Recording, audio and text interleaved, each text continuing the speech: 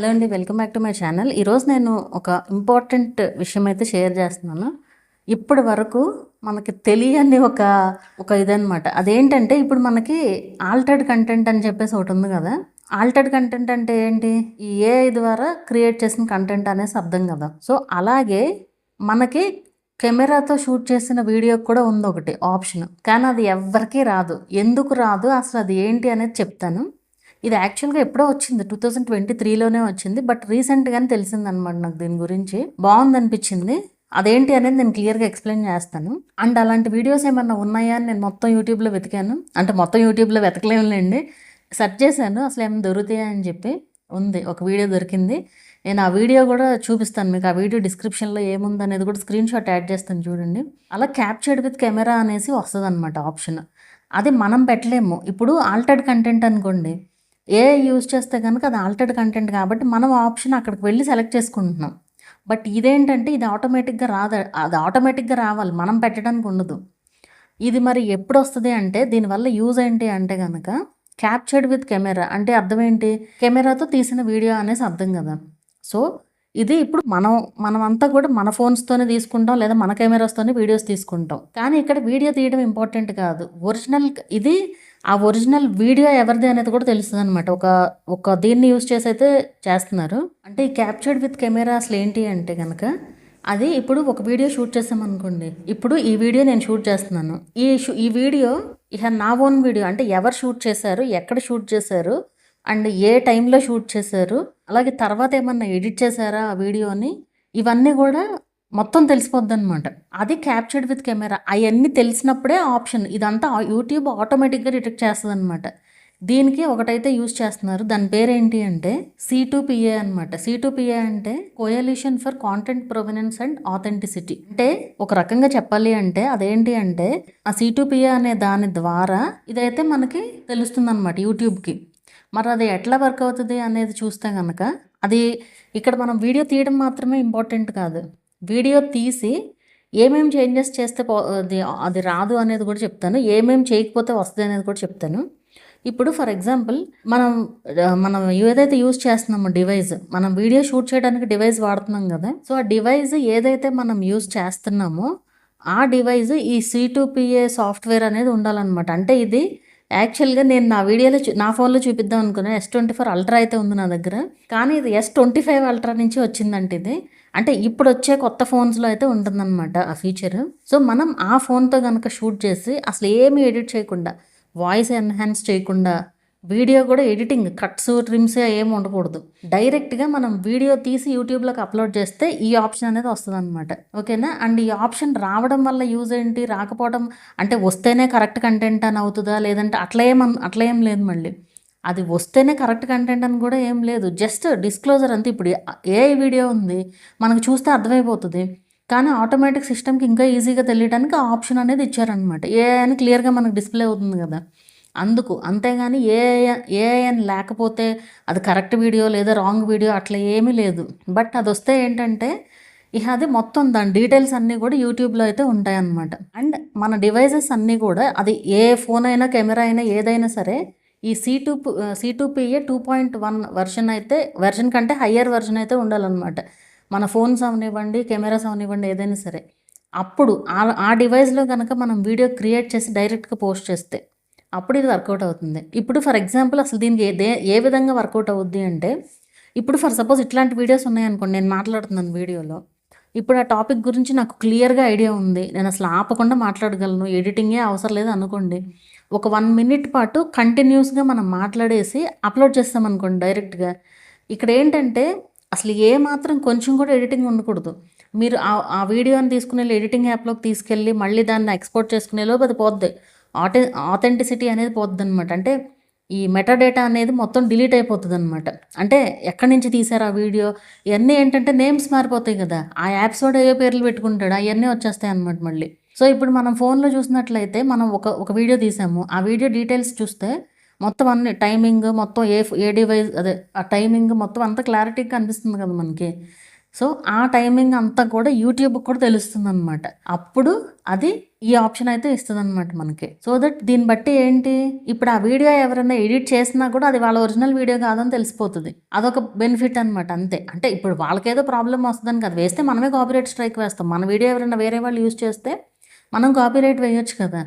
But అట్లా కాదు ఇది. ఇదేంటంటే ఓకే, ఇది ఒరిజినల్ కంటెంట్, వీళ్ళ ఫోన్ నుంచి తీసి అప్లోడ్ చేశారు.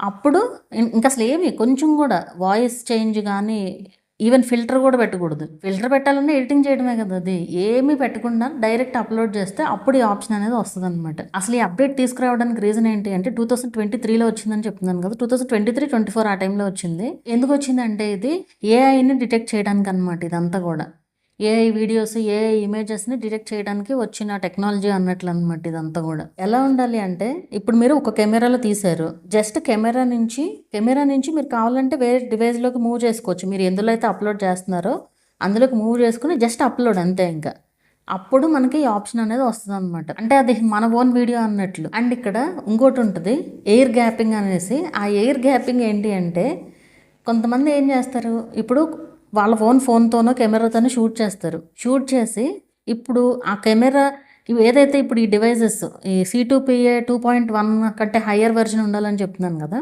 సో ఆ హయ్యర్ వెర్షన్ కెమెరా తీసుకుని ఇప్పుడు ఫర్ ఎగ్జాంపుల్ ఒక క్రికెట్ మ్యాచ్ వస్తుంది అనుకోండి, టీవీలో ఆ టీవీలో ఉందని రికార్డ్ చేసి పెడతారు. మరి అది కెమెరాతో తీసింది కదా, వాళ్ళు డైరెక్ట్గా అలా తీసి పెడితే క్యాప్చర్డ్ విత్ కెమెరా అని కూడా వస్తుంది, అది కూడా ఉంటుంది. అలా వచ్చినా కానీ అది ఇష్యూనే అవుతుంది. ఎందుకంటే దీన్ని ఎయిర్ గ్యాపింగ్ అంటారనమాట యూట్యూబ్ లాంగ్వేజ్లో. ఎయిర్ గ్యాపింగ్ ఆ వీడియో అదేం ఒరిజినల్ వీడియో అవ్వదు. ఒకవేళ ఆప్షన్ వచ్చినా కానీ అది ఒరిజినల్ వీడియో అయితే అవ్వదన్నమాట. మనం ఓన్గా షూట్ చేస్తున్న వీడియో మాత్రమే మన ఒరిజినల్ వీడియో అయితే అవుతుంది. అక్కడ వేరే వాళ్ళ వీడియో ప్లే అవుతుంది, అది రీయూజ్డ్ కంటెంటే అవుతుంది కదా మళ్ళీ. అందుకే యూట్యూబ్ చెప్పేది ఏంటి అంటే, ఒకవేళ క్యాప్చర్డ్ విత్ కెమెరా అని ఉన్నా కూడా అది 100% నిజమని నమ్మడానికి కూడా లేదు. ఎందుకంటే నాట్ ఓన్లీ క్రికెట్ వీడియోనే కదా, ఇప్పుడు ఏఐ వీడియోనే ప్లే అవుతుంది ఒక చోట, దాన్ని వీడియో తీసి పెడితే అది ఒరిజినల్ వీడియో అవుతుంది కదా అనుకుంటారు. లేదు, మనం ఎప్పుడైనా స్క్రీన్ రికార్డ్ చేసి పెట్టింది స్క్రీన్ రికార్డ్ చేసినట్లే ఉంటుంది. అది వీడియో రికార్డ్ చేసినా కూడా వేరే స్క్రీన్లో ప్లే అవుతుంది. అది ఈజీగా ఆటోమేటిక్ సిస్టమ్కి రాంగ్గానే డిటెక్ట్ అవుతుంది అనమాట. అండ్ ఈ లేబుల్ వస్తేనే కరెక్టా అనే డౌట్ మాత్రం పెట్టుకోకండి. ఈ లేబుల్ రాకపోయినా పర్లేదు, క్యాప్చర్డ్ విత్ కెమెరా అనేది అంత ఈజీగా ఏమి రాదు. అంటే మనం ఏ వీడియోని కూడా ఎడిటింగ్ చేయకుండా అసలు పెట్టం కదా, ఎడిటింగ్ చేయకుండా పెట్టలేము. అండ్ ఇప్పటికిప్పుడు ఆ కెమెరాలు అవి కొనాలన్నా కూడా అంత ఈజీ ఏం కాదు. నేను చూశాను ఈ C2PA అనేది అసలు ఏ కెమెరాస్కి ఉంది అనేది చూస్తే ఒక లిస్ట్ అయితే వచ్చింది, నేను యాడ్ చేస్తాను అది కూడా ఇక్కడ చూడండి.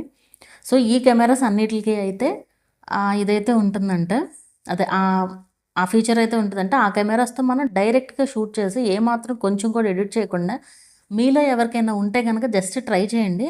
అది కూడా కరెక్ట్ వీడియో పెట్టండి మళ్ళీ, అంటే ఆ వీడియో మళ్ళీ డిలీట్ చేయాల్సిన పని లేకుండా కరెక్ట్ వీడియో పెట్టండి, దాన్ని తెలుస్తుంది కదా. ఎందుకంటే ఆ కెమెరాలు వాడుతున్నారు చాలామంది, కుకింగ్ వీడియోస్ చేసేవాళ్ళు మంచి కెమెరాస్ యూజ్ చేస్తున్నారు.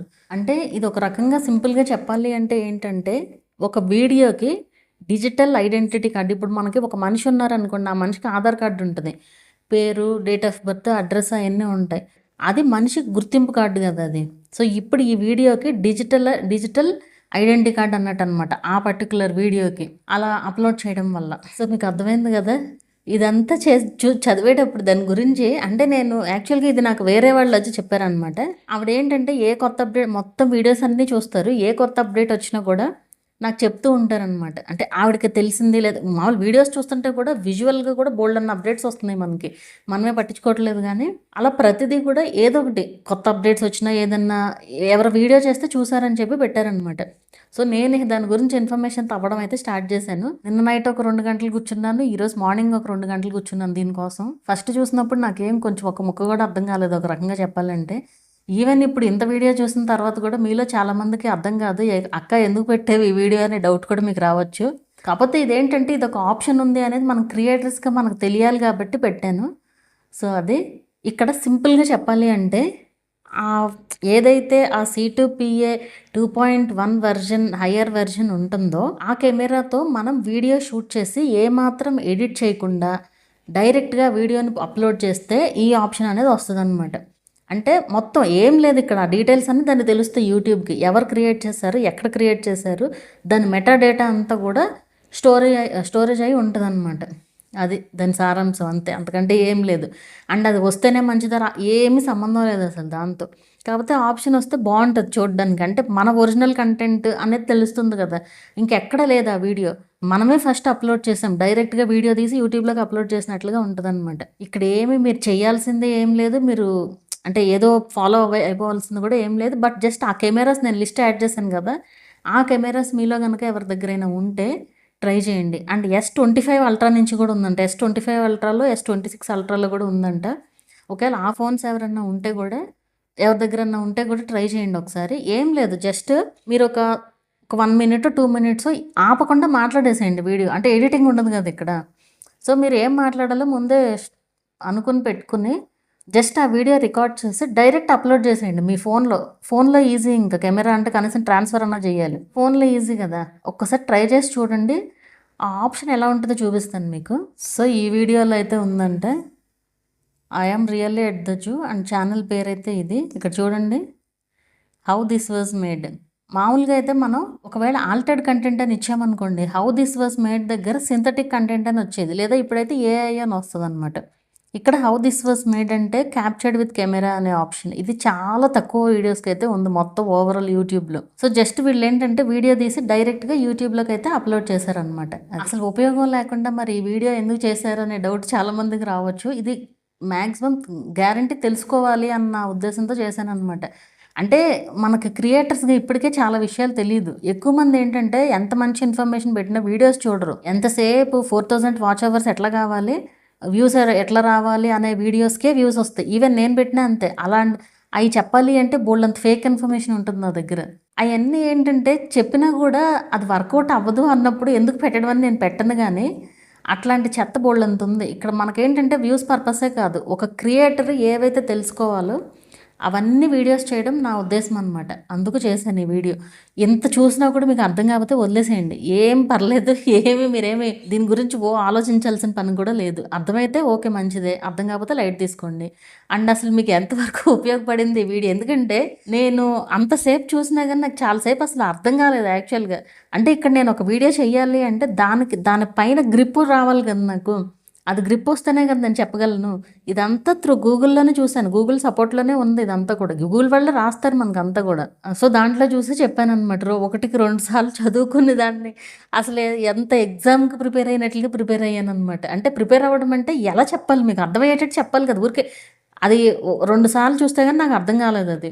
మళ్ళీ దాన్ని మీకు అర్థమయ్యే విధంగా ఎలా చెప్పాలి అనేది మొత్తానికి నేనైతే తిప్పలు పడి రాసుకొని మొత్తానికి చేశాననమాట. ఎనీవే మీ ఒపీనియన్ ఏంటనేదైతే చెప్పండి.